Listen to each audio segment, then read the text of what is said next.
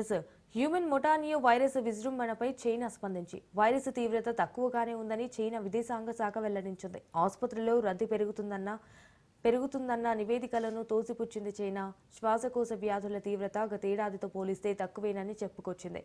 విదేశీయులు తమ దేశంలో పర్యటించడం సురక్షితమేనని స్పష్టం చేసింది. తమ పౌరులతో పాటు విదేశీయుల ఆరోగ్యంపై శ్రద్ధ చూపుతామని భరోసా కల్పిస్తామని చైనా తెలిపింది.